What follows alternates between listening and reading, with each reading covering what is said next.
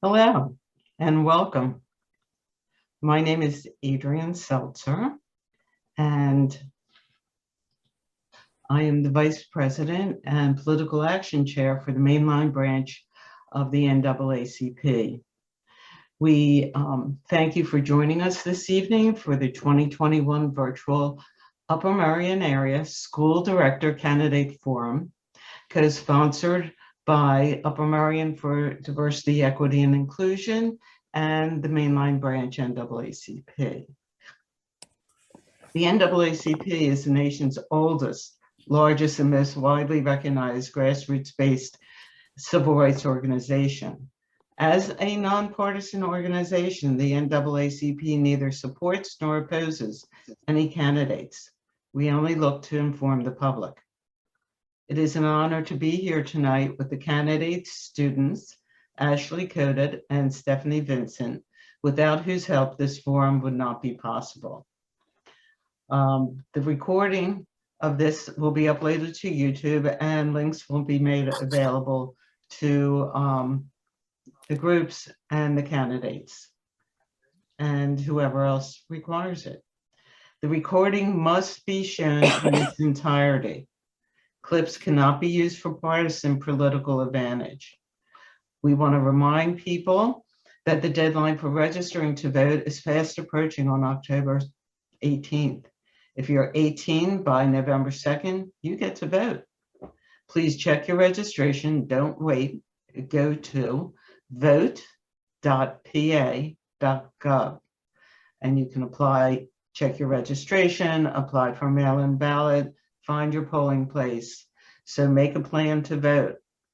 And you can do that also at vote411.org, which is the League of Women Voters, where you can see the candidates running for state judicial races for Pennsylvania's top appellate courts. That's a very important election. Pennsylvania is one of the few states that elects judges.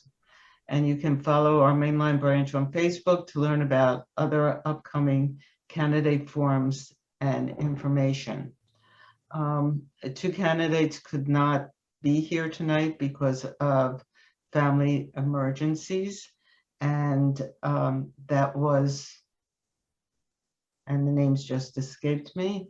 Jason Lyons and Jason Jones. Thank you. And two other candidates did not even bother responding to us. And that was Troy Chiddick and Keith Klein. Not Keith Klein. Dan Gemmel.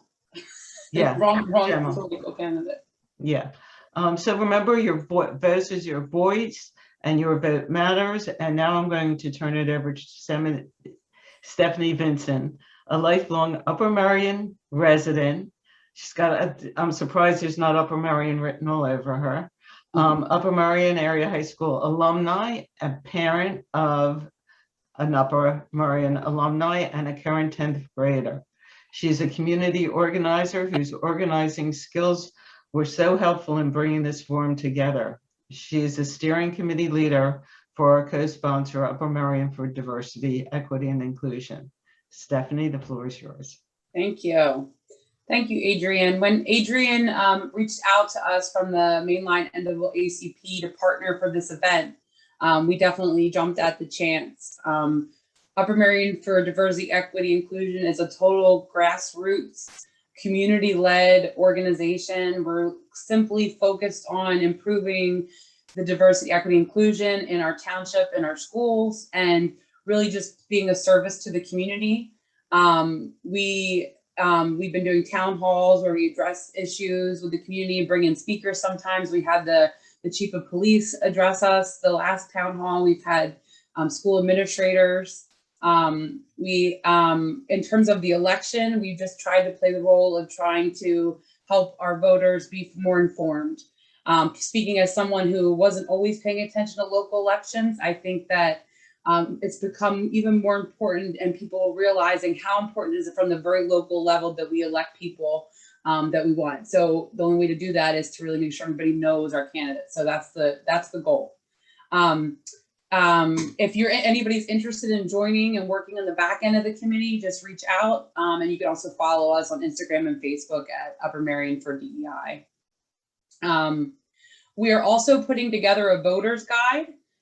We reached out to candidates in the Upper Merion area school district areas, so not just Upper Merion, but also Bridgeport, West Conshohocken, and the other areas that are part of all of the candidates running for all the different offices, to give us information which we're going to share with the community. So if anybody's watching or listening that is a candidate or that's here, we'd like those by the 11th, and again, that'll just be a service to the community where people can get more information. All candidates were invited to attend this meeting. And we also asked people to submit information to us about their candidacy. If you register for this meeting ahead of time, then you got that in email form, but we also put the link in the chat. If a candidate's information is not on there, they did not supply any. Tonight, as Adrian said, our invitation was declined by Lisa Egan. We received no response from Troy Shiddick and Dan Gemmel. And last minute, Jen Lyons and Jason Jones were unable to make it. And I will introduce, all the candidates that are here are going to introduce themselves in a second. So the first thing I wanted to do was just go over the logistics for tonight's event. It is being recorded. It is also live on Facebook on NAACP page and ours. We are not taking any questions from the audience tonight. I'm sure all the candidates have emails that you can reach out to if you have anything specific. The questions for tonight's forum came from the community. It came from our students, and it came from NAACP and Upper Merion for DEI, all working together to kind of synthesize questions. And they're abroad. You'll see a variety of questions, not only just based on DEI. There will be 6 questions. Each candidate will get to answer the same amount of questions, but they won't all answer every question. However, each candidate has 2 30-second chits. I just learned that word today. I didn't know what that was, but a chit is a rebuttal. It can be a comment. It can be if somebody doesn't get a question, but they really want to answer it, they can. So they can use it. It's kind of like a little gamified. So if you use it, you lose it. They get to decide how they want to use their chits. Each question, candidates will have 2 minutes to answer. We have a timekeeper who's kind of led it so they can see where they're at. And then 30 seconds for the chits. And at the end, there'll be a 90 seconds for a closing statement, unless we're really running over or something, and then maybe it'll be a minute, but most likely it'll be 90 seconds. We also are really excited that we have our Upper Merion High School students with us tonight. They're going to be asking the questions to our candidates. So that's going to be really nice. So, but first off, what we are going to start with is we are going to start with introductions. So each candidate will have 1 minute. The order of who had what questions and the order of questions was totally random. So everybody knows that. All right. Without further ado, I'm going to announce our first candidate to introduce themselves, Brett Oslen. Thank you. First and foremost, I want to thank the mainline branch of the NAACP, the Upper Merion Diversity, Equity, and Inclusion Committee, our high school students, all our fellow candidates and guests. My name is Brett Oslen, and I'm seeking re-election for Region 1 for School Board Director. Currently, I'm a teacher and team leader at Motivation High School for the past 22 years, a Philadelphia public high school. I also teach Hebrew school at Temple Brit Achim and King of Prussia. I'm the co-founder of the Brotherly Love Basketball League, and I'm also the senior academic advisor for First Generation Investors. And I'm looking forward to the opportunity to answering any and all questions from the committee. And I'm going to yield the last 15 seconds for a prayer for special intention.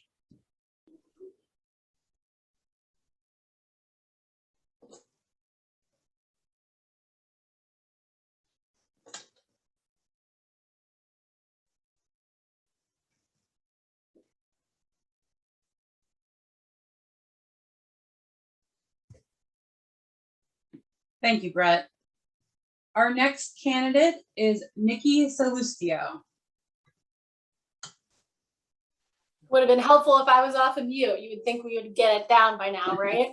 I also wanted to thank the group for putting this forum together. I have to say, just kind of seeing what's going on in the community, it really is the only group in NAACP and DEI who have actually taken the initiative of putting the candidates together. And I really appreciate that. It gives us an opportunity to speak to the community, and it's very important. So thank you. So I am Nikki Salustio. I am in Region 3. So basically, if you're voting in the township, not everybody will see me on the ballot. My voters that will see me on the ballot vote in King 1 or 2, Roberts, the town center, and Gulf 1 and 2. So those are the voters that would be able to see me on the ballot. So who am I? I've been in corporate America for over 20 years, which really does age me a little bit. I got an MBA in marketing and an MBA. Sorry, time is up. Whoa. Okay. Thank you. I should right. Look at the clock. Yeah. Thank you, Nikki. Yep. Make sure you check out that clock. All right. Next up, we have Ted Walmsley. Hello. Okay, so I'm Ted Walmsley, and after Nikki's performance and getting cut off, I'll make this quick. So thank you to everybody for putting this on.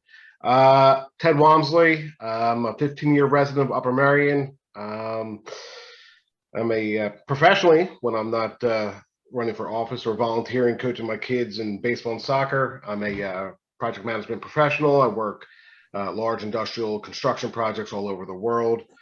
I'm a Air Force veteran. I served about 5.5 years on active duty, about 2 different duty stations, worked on GPS and satellite systems, got out as a captain after at the rank of captain, and came back here to Pennsylvania, where I've been for the last 15 years.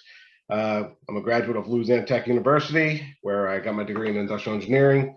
And so education is a big part of my life, and I went to engineering and STEM, and I want to encourage as much as I can in the school district. Thank you, Ted. You're welcome. And finally, we have Tiffany Cherry. Good evening, everyone. Like the others, I want to start by thanking the organizers, the local organizers in particular, for arranging and understanding the importance of having us come together. I would also particularly like to thank the NAACP for your gallant efforts continuously throughout the years in fighting for civil rights and education. It is not lost on me the role that the NAACP served in the 1954 Brown versus Board of Education Supreme Court ruling, which stated that separate is inherently unequal. That was 1954, and I am here as a candidate in 2021 suggesting to all that equal is also inherently inequitable. I stand on that principle. I'm here. I'm thrilled to be here with this group tonight to have a constructive conversation and guide everyone in understanding the differences between myself and my opponent here that's running for Region 3. I look forward to engaging you all throughout a continuous conversation tonight. Thank you. Thank you, Tiffany. All right, so we are ready for our first question. Candidates have been informed of how long they have for our questions and such. It's going to be a 2-minute clock for our questions. The little clock will shake when you've got about 30 seconds to go. So for our first question, our student asking the question is Amira Butler. Amira is in 12th grade. She is in the GSA, French Club, Interact, and the Black Student Union. Take it away, Amira. Make sure your mute's off. There you go. Hello. Okay, so today the question is, the very personal and emotional national conversation surrounding diversity, equity, and inclusion, sometimes under the name critical race theory, has taken root in school districts everywhere. What are your thoughts and your position on teaching a more accurate and inclusive U.S. history and other subjects such as literature, social studies, and science that incorporates the true experience of all Americans and not just some? How would you get there? Thank you, Mara. For this first question, all candidates will have 2 minutes to answer, and it will be in the same order as our introduction. So our first candidate will be Brett. Thank you, Ms. Butler, for the question. When I hear critical race theory, I sometimes worry that it's the tail that's wagging the dog, that sometimes we're caught in the exact minutia of the words critical race theory rather than analyzing what it actually means. I am unabashedly proud to be an American, just like I'm unabashedly proud to be a Philadelphia Eagles fan. However, watching the Philadelphia Eagles game on Sunday did not make me proud all the way through. I was proud for moments and I hope for better. And that's the same way that I hope for critical race theory as well, that we in the United States have done a lot of good things, but there are a lot of areas for improvement, that basically every minority group has been disenfranchised since the start of the country. We can and we must do better as an organization. We must be able to have literature, math, science, social studies, and every major topic that not only gives lip service, but true meaning to diversity, equity, and inclusion in Upper Merion Area School District. It's important that not only everybody has a seat at the table, but everybody has a voice at the table, everybody feels comfortable at the table, and everybody feels comfortable taking seconds at the table. And seeking re-election in the Upper Merion Area School District, this is my main charge to keep our district moving forward, stronger and inclusive together. Thank you. Thanks, Brett. Next up is Nikki. Thank you. Thank you for the question. So I would like to state first that to me, DEI and critical race theory are two separate topics. I believe at the national level, we're hearing those two topics being combined into a singular entity. And I think that it's our job at the local level and at the schools to work through the differences. So I am a proponent of DEI, recognizing the scope of differences in our district, providing equity in education and opportunities and resources. CRT to me is a collegiate and graduate level theory that I don't believe our primary and secondary brains are able to access and understand. So I do think that there's an opportunity for us in the district to define those two topics to our community and our parents and our students so that it doesn't become a singular entity like we see at the national level. With that being said, where do we start? I am a proponent of history, actual history, all viewpoints of actual history. I think it's important to understand all the people that were involved, all the viewpoints that were involved in actual history, and then fleshing that out into an educational setting in the other categories of schooling, literature, etc. I'm shaking. It's shaking on me. So in summary, I do think that we have to work towards finding that balance of moving the goal and also communicating with the community on the difference. Thank you. Thank you, Nikki. Next is Ted. Thank you so much for that. My focus, should I be elected to the school board, again, I said in my introduction, will be a focus on basically the way of the future, your STEM technologies, focusing on getting underrepresented groups to take more challenging classes that would prep them for a STEM future, because I think that's where everything is going. I believe in a traditional education of reading, writing, arithmetic.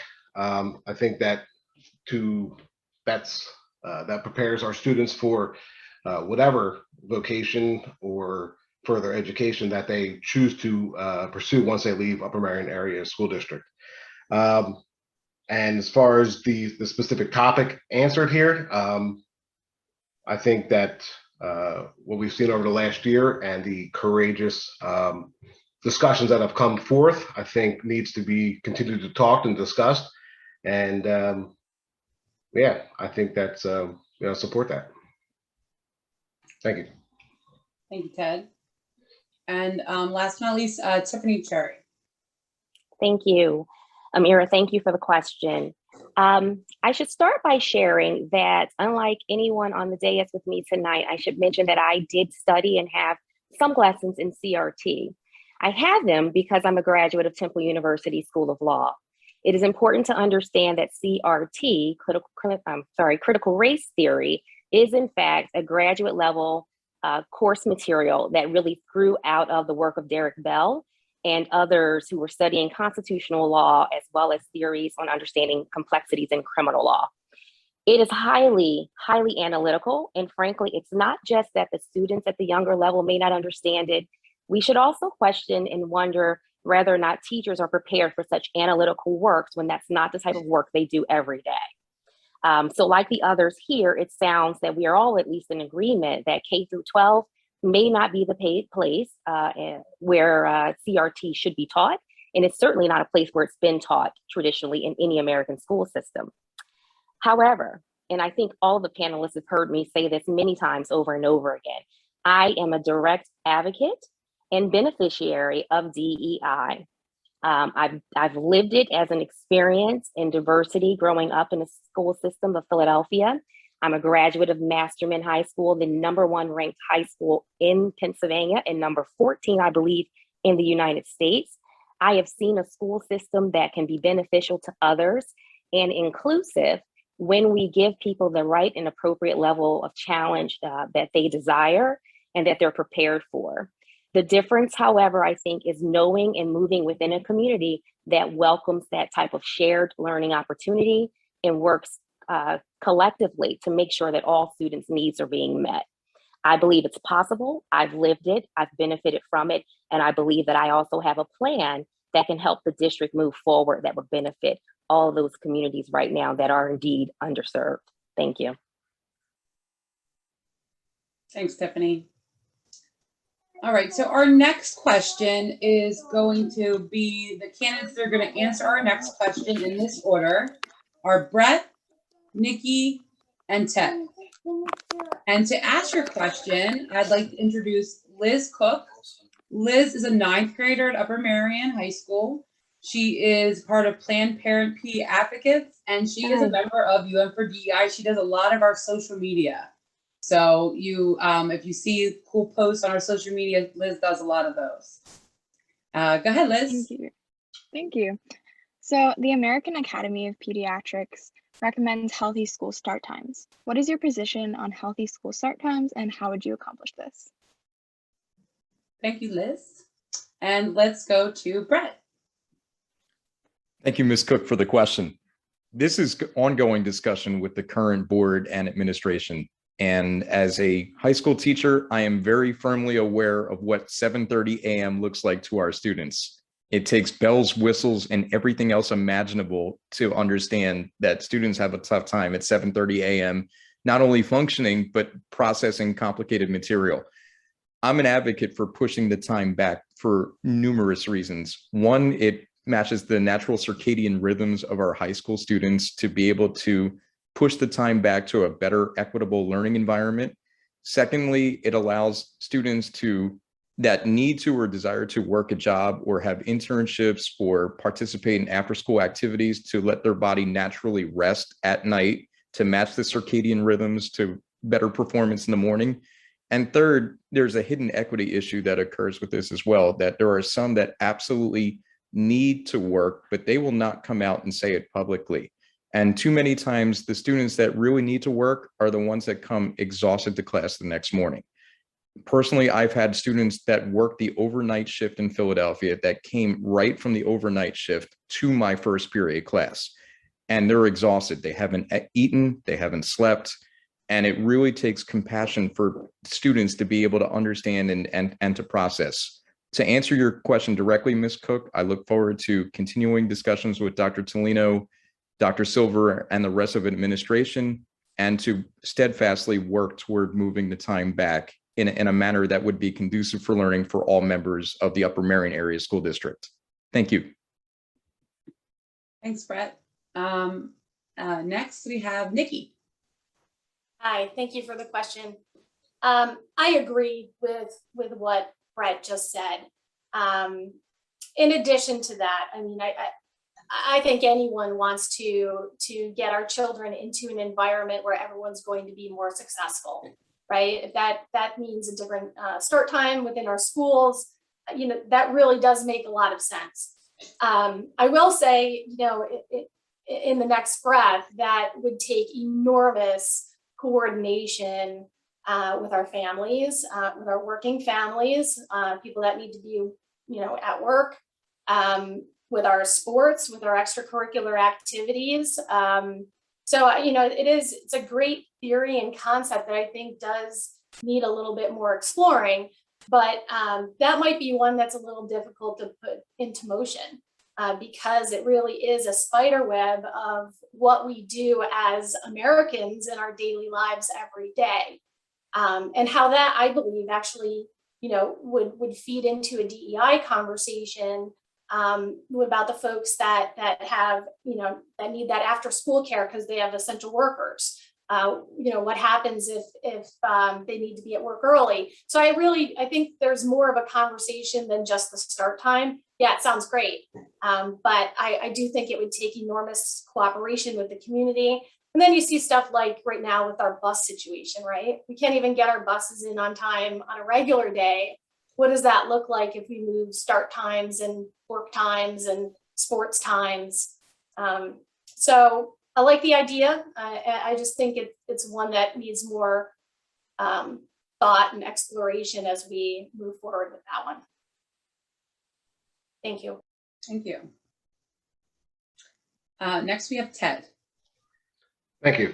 Yeah, I've read a few articles about this, and my understanding, and Brett, I'm going to put you on the spot, and you can take half of my minute 30 or that I'm not going to use here, but I believe the understanding is that it's almost flipped, that we should actually send the K through 5 kids first, and then the middle schoolers, and then the high schoolers last, just because the sleep cycles. And then anecdotally in my house, my youngest is up and bouncing around way before my high schoolers ever are.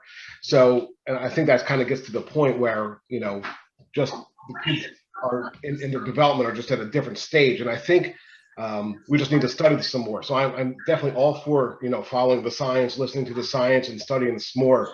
I think that's something that can be doable. To Nikki's point, it throws in so many other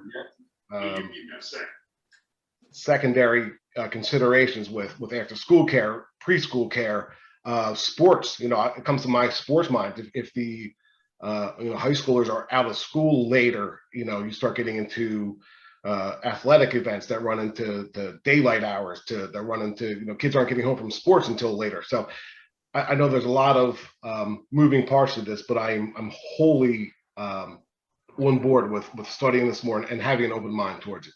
Brett, did I miss anything on that? Ted, I think you gave an excellent answer, and I am not going to usurp any of your time that way. Okay, great. I'm good. All right.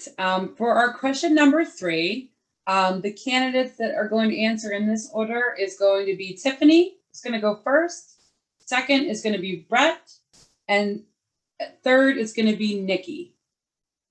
And for our question, I'm going to turn it over to Stephanie Cueva.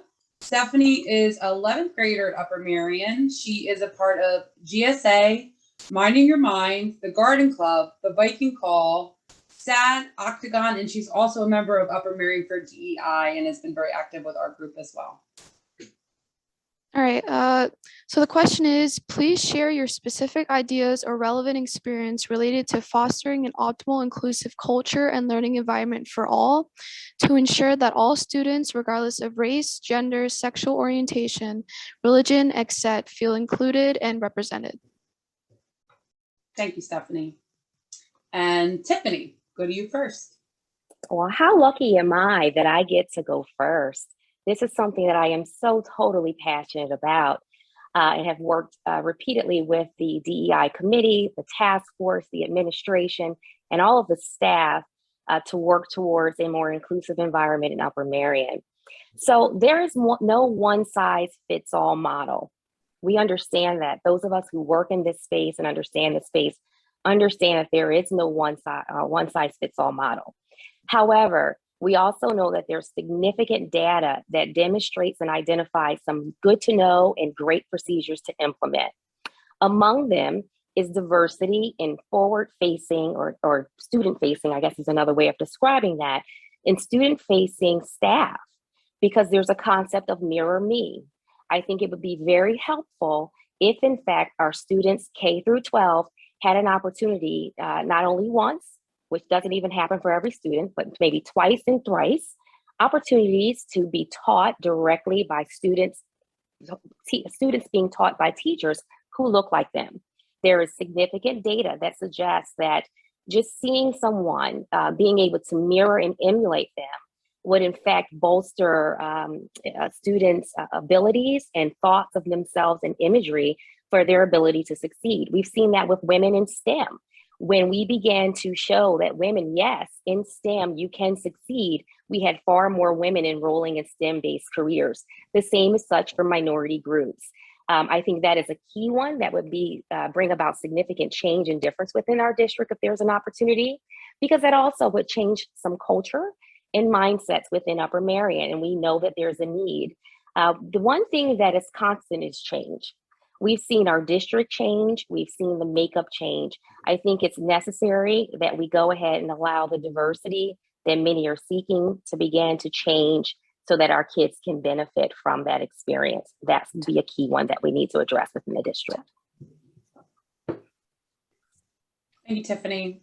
Next, the question goes to Brett. First of all, Ms. Cueva, thank you for the question. In my everyday life, in teaching in Philadelphia, most people think that it's a monocultural experience, but where I teach in West Philadelphia, it's a cacophony of cultures. I have everybody from Middle Eastern, East African, West African, African American, white, Latino. It's a true mosaic of cultures. And every student, despite being from a similar culture, has their own learning experiences and life experiences to be able to share for the entire community. Nobody cares about what I do on an everyday basis. What everybody cares about is what are we going to do in Upper Merion Area School District. One of the initiatives that I principally chair, I'm the senior academic advisor for first generation investors. And to me, economics is the true measuring stick of whether or not we have equity. That first generation investors is an opportunity where our young people get $100 to invest and keep in the stock market. And when they graduate high school, it's entirely theirs, no transferability whatsoever. And this organization caters to hyper-urban, hyper-rural areas, as well as disenfranchised suburban areas as well. It's really important for me that our school does not look like two Upper Merions bought into one. It cannot be that my Upper Merion experience for somebody that's white looks one way and somebody that's non-white looks another way. The honors classes need to mirror the population at Upper Merion Area School District. It cannot be just a monoculture within those classes.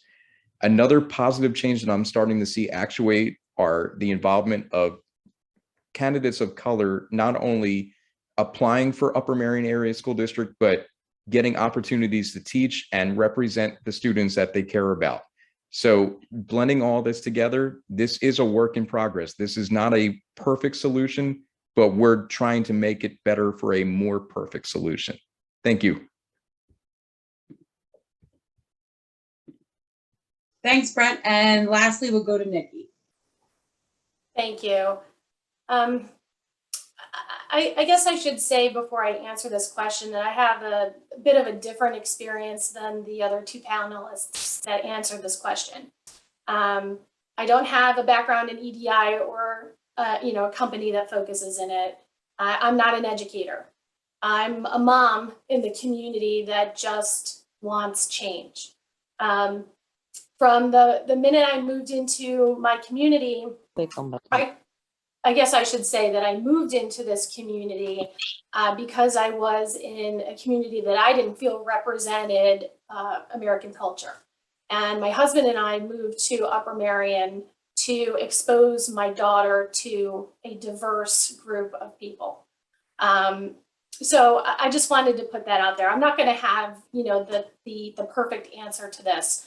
What I believe, in order for us to move the topic forward, I think we have to work hand in hand with the administration on how to implement topics and goals on a measurable basis so that we can work towards checking something off the list and having actual progress. From my experience in the business world, I despise having meetings about meetings. I've been watching what's been going on in the community for quite some time. And I would say the best way to move this topic forward for all the pieces underneath the umbrella is to have some actionable goals that we would hold the administration and the other stakeholders in the community, that we would hold them responsible for. So that's the answer that I would give on this question. Thank you.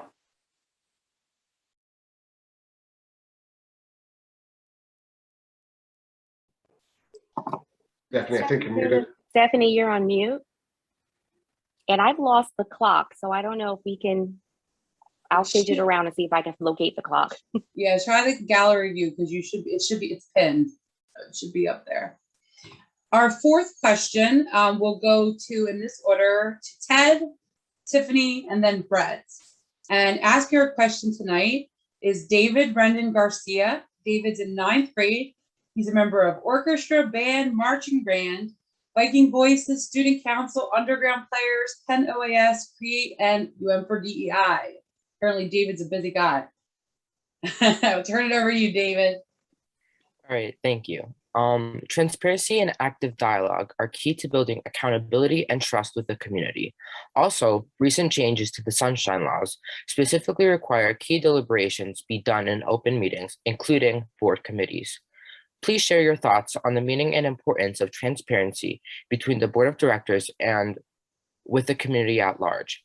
How would your participation on the board help foster a sense of transparency and trust? And how would you encourage optimal board dialogue at public meetings when challenging decisions that need to be made? Thanks, David. And I will turn it over to Ted. All right. David, thank you so much for that question.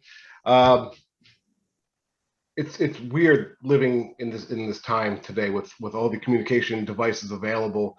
Sometimes you feel like you're on communication overload, but I think that the communication between the current administration and the public this last year, especially this last summer, what was lacking could have been better. I'll give an example: the school bus issue, that letting the parents know that there may be some shortages and problems and hiccups came out at 3 o'clock, 4 o'clock on the Friday before school started. I mean, that is absolutely unacceptable, really. There's no way they didn't know that there's going to be a shortage.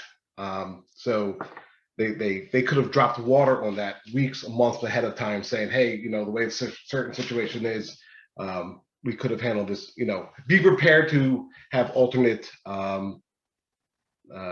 transportation. I was a board member. I think I can't believe I forgot to mention that in the introduction. I'll say it again in the closing. But David, I was on the board for 4 years, 2011 to 2015, and I was a big proponent of having as much dialogue, as much discussion out in public so that everyone can hear the entire board debate, some of the top topics that's going to be voted on. So I think I know where your question is coming from, and I think that communication needs to be out there. More of it's better than none of it. So that's it. Thank you.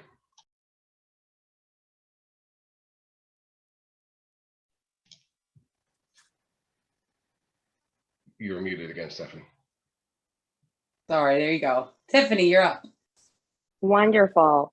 So David, I think that there's no doubt that we have a communication challenge within the district. This has been raised repeatedly from different people going back over, at least in my experience, about 1.5 years ago when I first raised my concerns regarding communication within the district, particularly at the board level and the administration's level at communicating outward.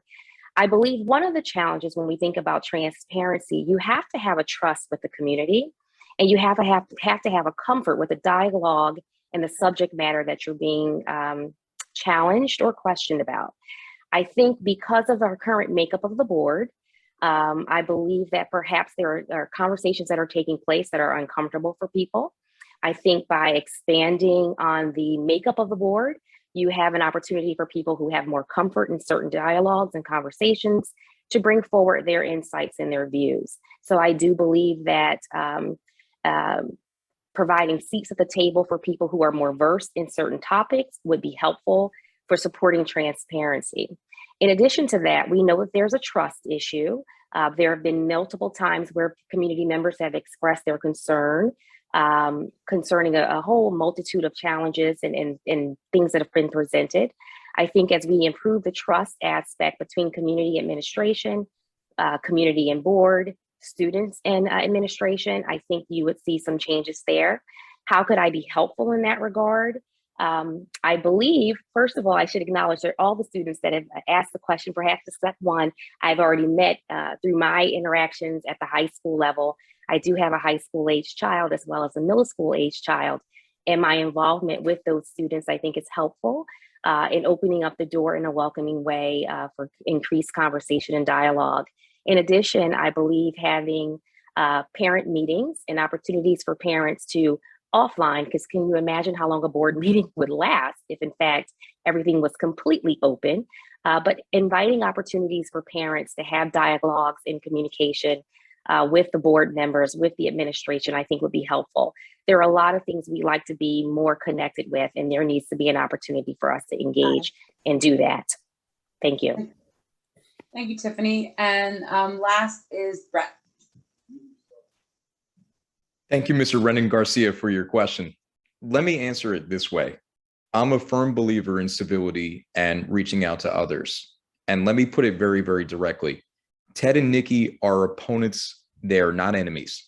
They're rooting for the same exact interest that I'm rooting for. We're rooting for Upper Merion Area School District to be the best school district in the entire state.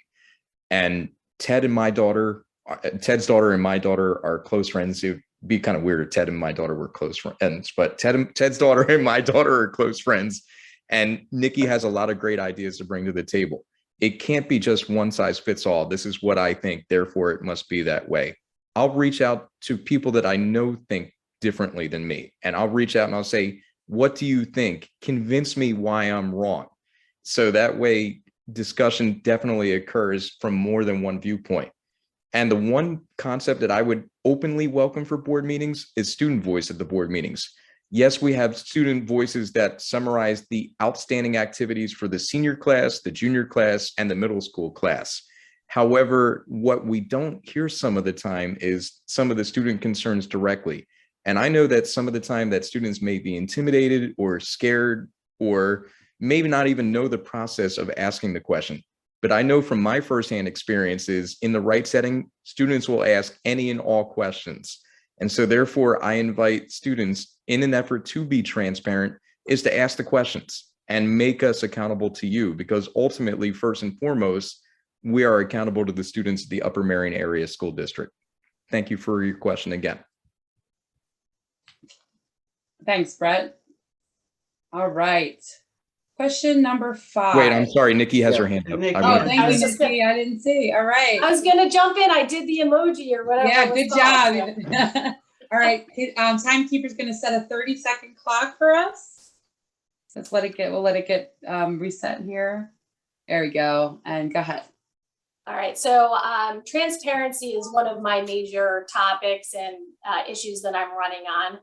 I don't think it could have been worse for us in the district during COVID on how the board interacted with the public. There was lack of information on when kids would go back to school, what thresholds needed to be met, what we were doing to help our community that maybe didn't have access to online materials, etc. Can I do my other 30 seconds too? Is that allowed? I'd like to do that. This is the one place where I'm going to say I do have a slight disagreement with some of the concepts for that were made about the makeup of the board. I just think that the community needed to be informed on what was going on. And I think there's a lot of stuff going on behind the scenes outside the sunshine laws. We have a right to know against the board for information that was not made public. And I just feel like this is a massive issue in our community, not just tied to 1 second. not just tied to COVID, but also to DEI, what's being, in the schools. What are we doing moving forward with COVID as it's still here in the community, et cetera. So I think that's a main issue that the board needs to work on. And we need somebody that's strong and tough that's going to do that and communicate with the public. Thank you. Thank you, Nikki. Okay. All right. All right. Question number 5. The candidates that are going to answer this in this order, we're going to start with Nikki, then Ted, and then Tiffany. And I'm going to make sure everybody's muted. Somebody's not muted. All right.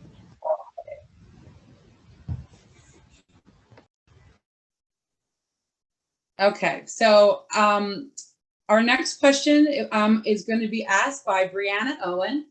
Brianna is a 12th grader at Upper Merion. She is the president of the GSA. She is also part of the Black Student Union, Interact, Orchestra, basketball, field hockey, softball, NHS, and Minding Your Mind. Thank you, Brianna. The realities of COVID-19 have changed the education experience for our students, their families, and everyone who worked in our school. And while it has presented significant challenges for all, it has also provided opportunity for educational innovation. What are your thoughts on how the district can take lessons learned from this pandemic to strengthen our approach to education going forward? I'm sorry, I just need that last part again. What are my thoughts on what? What are your thoughts? What are your thoughts on how the district can take lessons learned from this pandemic to strengthen our approach to education going forward? Thank you, Brianna. And I will turn it over to Nikki. Thank you. I mean, I think the biggest lesson learned is we have to keep our schools open, right? We can talk all day about innovation and how COVID-19 taught us lessons. I think the lessons we learned is the schools need to be open. I think we're going to end up seeing a lot of learning loss and educational gaps within our student body from the online model. And before someone sort of, starts emailing me, I think our teachers did a really good job. I think they did all they could and really tried to foster success in a very difficult situation. I personally think we have a lot to learn still. While I was a big proponent for opening up the schools, I think we are missing an opportunity to stream into the classroom for folks that are in quarantine or uncomfortable coming to school. I think with our improved broadband, that should be something our district should be doing and talking about. With that being said, what else have we learned? I think we're seeing additional gaps on what COVID did to our folks that fall into the DEI category. Our special ed and gifted program students had learning loss and regressed in many places. I think our socioeconomic group, which makes up 40% of the students in Upper Merion, those folks were challenged. They didn't have options. Some didn't have computers. Okay, you get a computer. Some didn't have internet. So I really think we haven't learned all the lessons that we need to learn, and I really think that it's going to impact our DEI students more than anybody else. They just didn't have the same opportunities as many of the others who could do pods, who could go to a private school. My time is up. Thank you. Thank you, Nikki. Ted. All right, thank you for the question. So the question is, what lessons can we learn from the pandemic to strengthen our approach going forward? Well, first of all, I think the pandemic did prove that we can learn remotely. So now, is that the optimal approach? I don't think so. I don't think anyone would ever advocate that we do what we did for whatever 7 months of last year, or that we would ever do that again. But it does show that that it can be done. On top of that, we bring some levity here. It also showed that there should never ever be a school day or a snow day again. So unfortunately, that may go out the window. Although I did think it was nice that Dr. Klima did give us that one snow day last year. That was kind of fun for the kids. So I do understand the reality that we are still in a pandemic here, and I do know that some kids are being sent home. And from my understanding is that there's really not much of a plan for those students that are forced to quarantine until they're recovered to come back in. That's a little upsetting that there's really no plan for those students to get live teaching like their counterparts that are in school getting during that time. So I still think that are some ways that we can still improve upon what we have in place. I believe the infrastructure is there. We're building a brand new high school. I believe that's going to have the infrastructure to handle live online learning in instances where we would need to broadcast live. So I think it's there. I think we've made some steps, but definitely we definitely have a ways to go. Thank you. Next is Tiffany. Would you repeat the question for me, please? I want to make sure I answer what is asked. Brianna, are you? Yeah, there she goes. The realities of COVID-19 have changed the education experience for our students, their families, and anyone who works in our schools. And while it has presented significant changes for all, it has also provided opportunity for educational innovation. What are your thoughts on how the district can take lessons learned from this pandemic to strengthen our approach to education going forward? Excellent, thank you. So the question really is asking, based on the things we've learned and observed so far, what do we know or what do we think the district can do to improve going forward? That has not been answered by either of the two candidates yet tonight. So answering the question that was asked, one of the primary things that I think we've learned is that we have resilient children, even those who suffered throughout the pandemic learning experience. They're here with us today, they're chugging along and they're trying to get in where they fit in. I think a lesson learned is that we could offer additional mental health supports. I think it's apparent that in this process of reacclimation to what is the new normal, that we've had a lot of students who struggled, maybe that our mental health supports that we have in school are not significant enough, they're not strong enough to address the new changes that have come about. I think there's an opportunity there for us to invest in that space for our children. For those who did very well, but are having a hard time coming back because of friends and trying to reestablish those relationships, even coming back to a learning style that's in person, where many of them have gotten used to what I call bedside learning for many of the children. I know mine certainly did a lot of theirs in their room. I think for other children who may have had a better time off, perhaps at the learning style, some of them may have discovered that, hey, I don't prefer being in person and have either unenrolled into new locations, either private schools and or even online schools. We know that it's possible. We've seen it work, and online schools are not new. Pennsylvania has several charter schools that are online, and we've known that for years. I think the opportunity for the district moving forward is to take the things that were successful, figure out how to rework them and keep them in place, not absence of learning. I don't think we should do that, but there were some things that worked, and I believe we could consider how we implement those opportunities to keep our kids thriving in this environment. Thank you. Thank you, Tiffany. Looks like we have Brett who wants to speak on it as well. Okay, Brett, you just going to use one chit or two? I'm going to use one. I'll be brief. All right, one chit. Here you go. Okay, thank you. This is a clear delineation between Nikki and my thought. Again, difference, not enemy. And when I was considering, as the one board member who was running for re-election, the decisions that needed to be made for COVID, we needed to analyze all aspects of not only keeping the school safe, but the community safe as well. And I keep going back to life, liberty, and pursuit of happiness. Life comes first. So therefore, in my opinion, I needed to do everything I could to keep everybody safe for a healthy learning environment. And I will choose to yield here. Thank you. Thanks, Brett. making sure nobody needs a chip. All right. Our sixth question is also going to be asked for Brianna. All of our candidates are going to answer this question, and it will go in the order of our introductions: Brett, Nikki, Ted, Tiffany. Take it away, Brianna. In 2017, Black students represented 10.5% of the Upper Merion Area School District student body, but accounted for 27.7% of in-school suspensions and 35.7% of the out-of-school suspensions. Studies published by the American Educational Research Association and others confirm a relationship between out-of-school suspensions and lower academic outcomes, particularly for Black youth, and that minority students are more likely to face discipline than their white peers in schools across the country. What steps should the district take to address these issues? And that goes to Brett to start. Thank you, Ms. Owen, again for the question. And I think that this is the start of a change in the education system, not only for the Upper Merion Area School District, but for schools as a whole.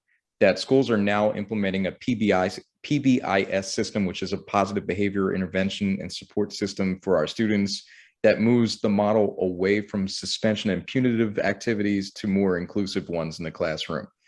It's a multi-pronged question. We need to go ahead, first of all, is we have to open the dialogue with students, that if students are getting in trouble, we need to ask what is going on, why is this occurring? So just slapping at a fly with a fly swatter is not going to solve the problem. We need to delve deeper into the discussion. One of the ways that we have to delve a bit deeper is we need to have a community that represents our students as teachers and administrators within our schools.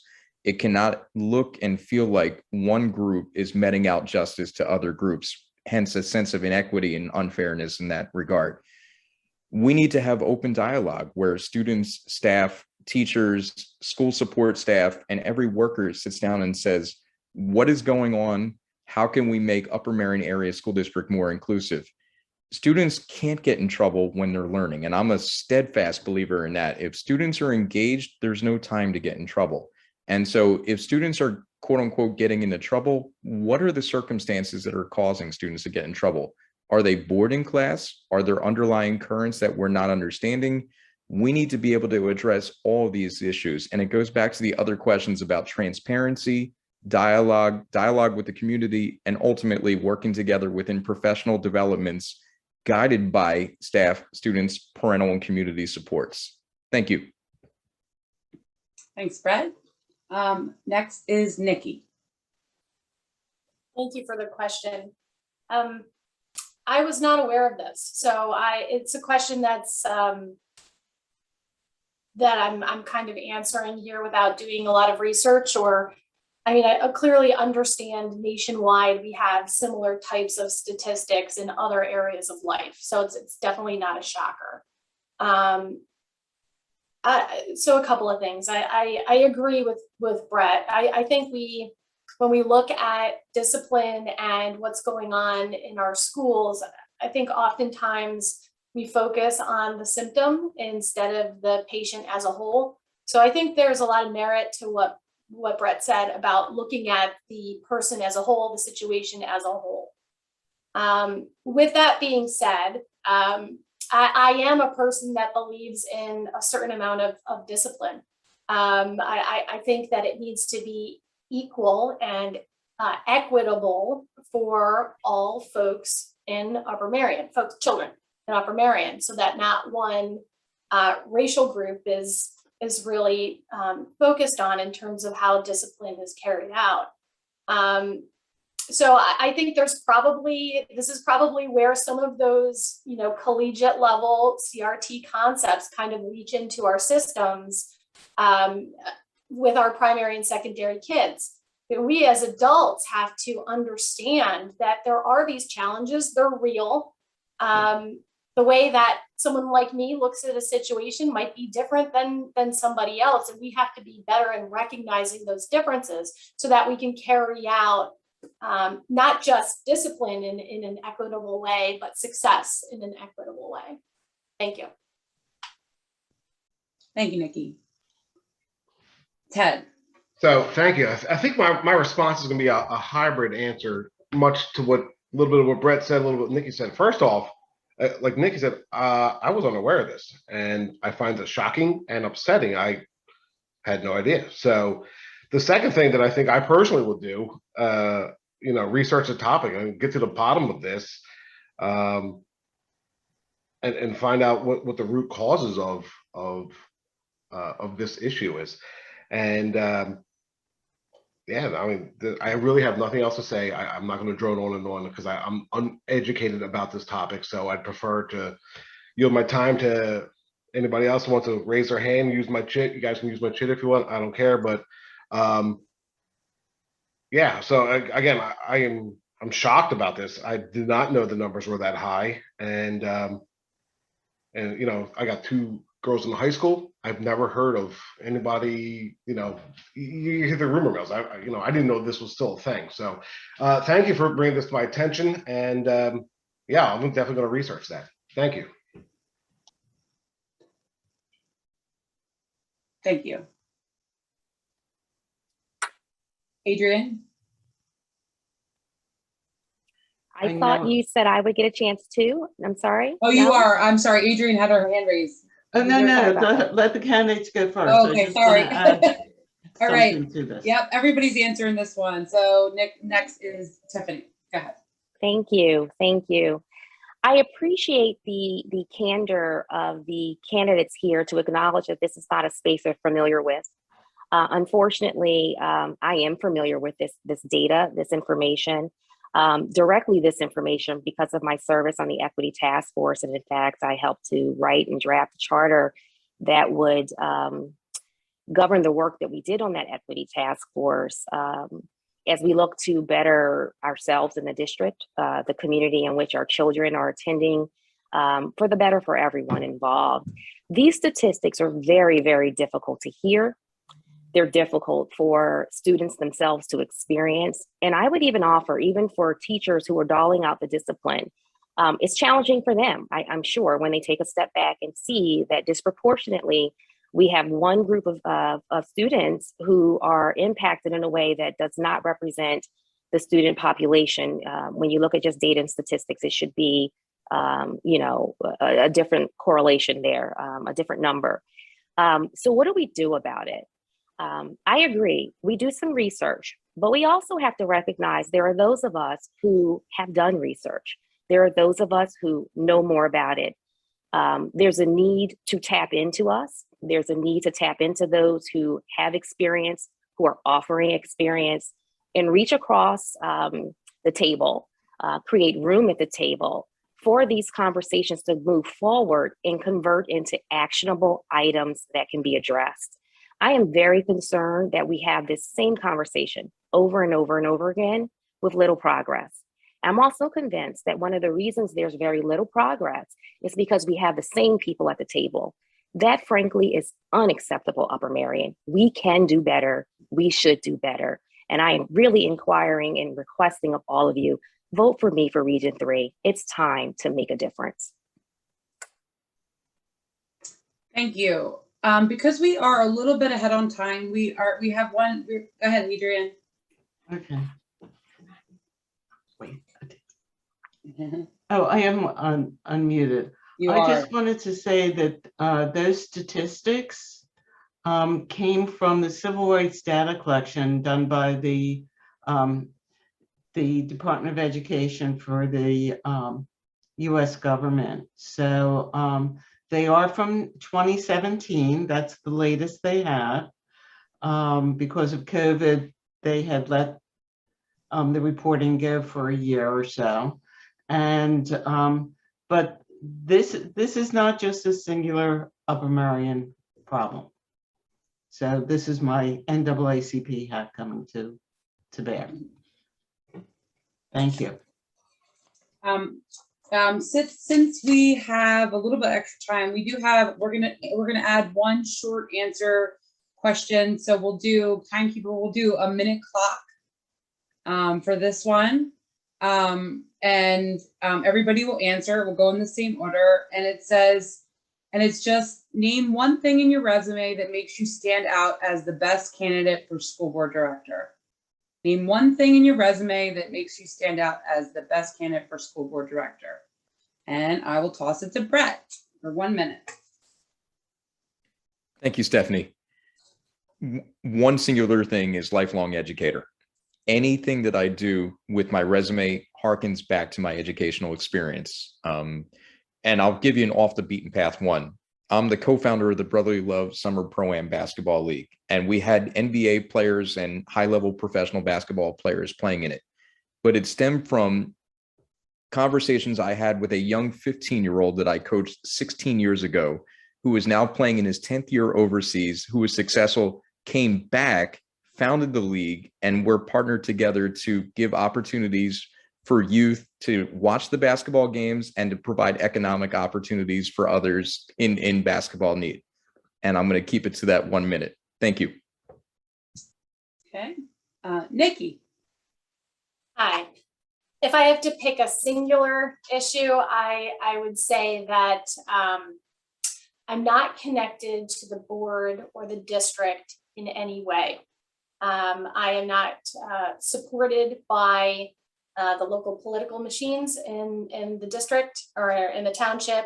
I am a grassroots person running on my own to make change. I'm not friends with anybody on the board. I've never, applied to a position at the school district. I'm literally a new voice that, to your point, Stephanie, I probably was one of those people that just didn't really pay too much attention until now I am. And I think that we have an opportunity to include a whole lot more people in these discussions if we can grab those folks and work with the existing framework that we have. So why am I the best choice? Because I have no agenda beyond what's right for the children. Thank you. Time. All right. Ted.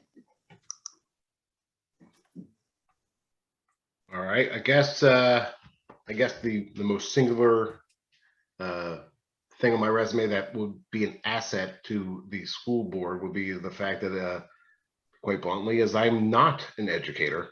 I think the majority of the current board are, or maybe 4/9 of them are. I bring to the board a business acumen, a business understanding with budgets, scopes of works, timelines, a lot of the other things that the school district does deal with: contracts, unions, labor, extracurricular scheduling. A lot of those things are what I do on a day-to-day basis in my professional career, and it is that specialty and expertise that I think I would bring to the board to be an asset. Thank you. Thank you, Ted. And Tiffany. Wonderful. If I had to choose just one, I would say that it's my strategic thinking and alliance skills. For numerous years, over 12 years, I worked in global strategic outsourcing. So that's contract administration. I traveled the world, making friends all over the world, and trying to rally around a common theme so that we could get our projects done. So that involved, where necessary, finding vendors and suppliers who can meet the demands of a growing scope, an ever-changing scope, but making us stay on budget, of course. So I believe my experiences in networking with people, in building alliances. So in this regard, it would be team building and trying to move us toward a common goal that benefits our children would be an asset that is immediately beneficial to the community and to the board. That would be it. Thank you. All right, so we are headed into our closing statements. If you did not use your chip and you want to add it to your closing, you can, but just let me know before you go that you're going to do that, so we can make sure we get the right time on the clock. And we're going to start with Brett. Thank you very much, and I will yield back the extra time as well. Okay, so 2 minutes. Thank you. I mean, 90 seconds. Thank you. I want to thank everybody involved in the NAACP, the Upper Merion DEI organization, all of our students, my colleagues that are running for political office, and the guests that are here tonight. Any decision that I made within the last 4 years, either good or bad, I'm going to own it. And I'm going to be 100% accountable for any decisions that I made. And I know that I made some decisions that may not be popular with some, but this gives us the opportunity for true dialogue to occur and growth for occur, not only for me, but also how can we make the best decisions on behalf of not only of our students, but the Upper Merion Area School District as an entirety. Once again, it's my honor to be able to serve. There were a lot of really long nights in the last 4 years, meetings that lasted way beyond what anybody could have ever imagined. I could promise that I'm an independent voice. I appreciate the opportunity for dialogue. And I'm running for re-election for Region 1 for the Upper Merion Area School District School Board Director. My name is Brett Oslen, and I'm reachable with any further questions you may have. Thank you very much, and have a pleasant rest of your evening. Thank you, Brett. All right, Nikki. Thank you. So once again, I would also like to thank everybody on the call for taking the time out to be here. I'm running in Region 3. I understand that I may not have a background in DEI, and I am not a diverse person. I get that. I'm hoping that the voters out there look at my tone, my demeanor, my ability to say, hey, I think this is working, and to say, hey, this didn't work. I've been communicating out in the public. Many people on this call talk to me, approach me with topics and issues that are going on in the community that maybe they're not willing to bring to the board. They're afraid. So I really look at myself as a person, an advisor, a regular person, just like you, just like the voter, that can bring concerns, questions, topics to the board in a way that's constructive. If you're, have an opportunity or don't have an opportunity to do it directly. I'm a hard worker. I'm tough. I'm sure if you're paying attention in social media, I'm getting kicked around. I'll get kicked around for the next 4 years. I'm okay with that. I know not everyone's going to like me. I'm not asking you to like me. I'm asking you to vote for me because I'm going to get the job done, and I'm going to work hard with the board to do it and work hard with the administration to do it. Thank you. Thank you, Nikki. And Ted. Thank you, Stephanie, and thanks to everybody for tuning in and for putting this on.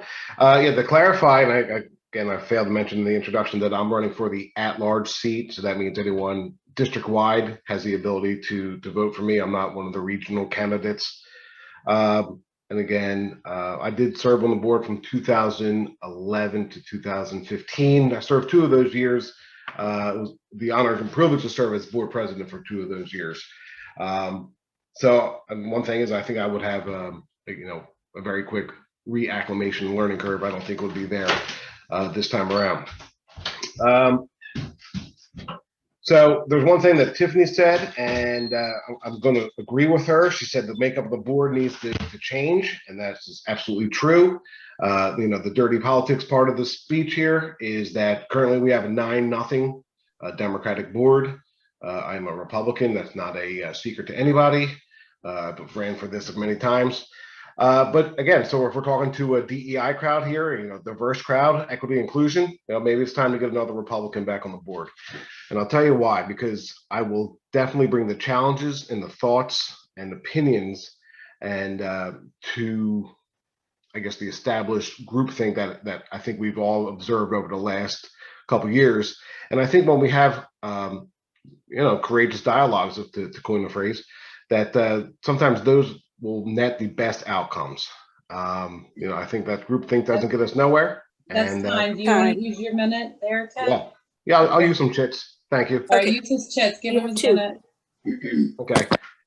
So that would be it. Again, a Republican or 2 on the board will not certainly change the overall will of the board on party line votes. So that's it. So I appreciate the time to speak to everybody tonight, and have a good evening. And finally, Tiffany. Let's assume I'm going to use my chips. Okay, so that would be you 2 minutes, right? You used one, right? Okay, 2 minutes. I have not used any. Oh, you didn't use any, so 2.5. I have not. There you go. Yes. Okay. So what I'll do is I'll run the 90 and then I'll add the 60. Okay, thank you. Okay. Got it. Okay. So like everyone else, I would like to thank everyone who gathered and joined us tonight to listen to the viewpoints of the candidates who were present. I really appreciate you spending your time, and I appreciate the candidates gathering together to share things that are important to us that we believe is also very important to the community. I want to make sure that I express my sincere gratitude to the students who are here. The reason that I am running is because I'm running for you. I've had students approach me and specifically ask me to run, and that is why I'm in this seat. In many ways, I call myself the accidental candidate.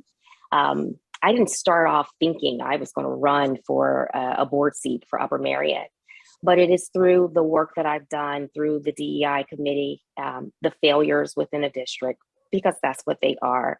But failures are also opportunities that are yet to be untapped, right? So seeing those and observing those, that compelled me to run because I had students approaching me, asking me to be a voice and to help elevate that voice for them. That's why I'm here. I talked about being strategic. Yes, I am the Democratic nominee for Upper Merion School Director, Region 3. It's true.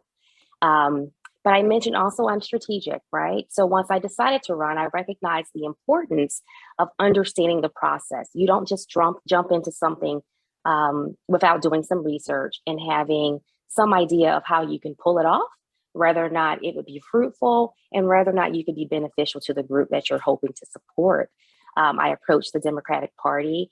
I shared my views with them, and I'm so grateful and appreciative of their support. Let's face it, you have to stand for something or you'll fall for anything. I am committed to stand for the students, the family, and the community of Upper Merion. I do believe that not only my academic background, my professional background makes me the strongest candidate that you have running out of Region 3. And in addition to that, the bonus is, yes, I do represent quite a few diverse groups as a female, as an African American, as someone who has a STEM background. I believe that I can bring quite a lot of perspective and opportunity and knowledge and foresight to a board that right now does not have enough of that coming forward in the communications and dialogues behind the scene, as well as in that transparency when there's an opportunity to communicate out. Thank you very much. Thank you, Tiffany. I just wanted to thank everybody again. Thank the community members that watch this are live and are watching it later. All of our candidates for being here, taking your time. I know everybody's really busy, especially our students who obviously by their activities, you can see they're very busy, that came here and did this tonight. We really super appreciate this because it really is all about them. Ashley Codette, behind the scenes, did so much for this. She's working on the voter's guide.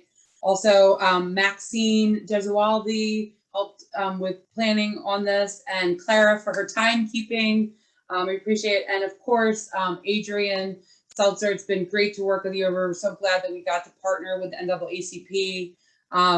If anybody wants to get involved with Upper Merion for Diversity, Equity, and Inclusion, please reach out. You can also join the Facebook group where we can dialogue, and follow us on Facebook and Instagram.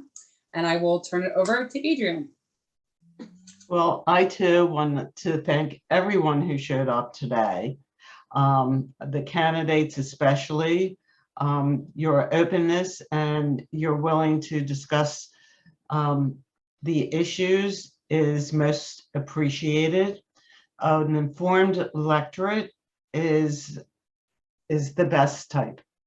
I hope that everyone who came tonight learned a lot, and we'll reach out to the candidates if they have any questions, and we'll share this with your family and neighbors who have any additional questions. This will help you vote with confidence by either mail or in person, November 2nd.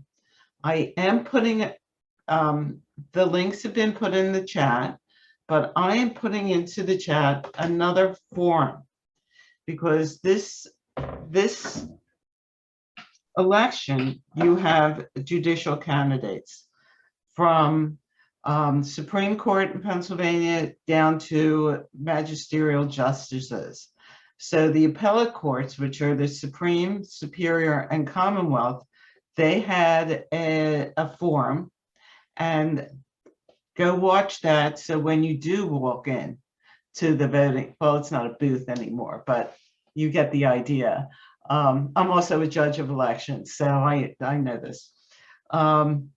So when you do go and vote, you can look at your ballot and go, wow, I was really impressed by that person. It makes me feel good to vote for them.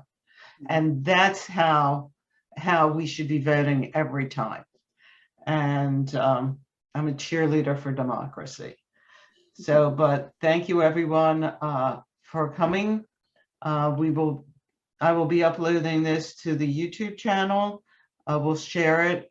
Please join the NAACP, or at least follow us on Facebook and Instagram. And we just thank you all for joining us.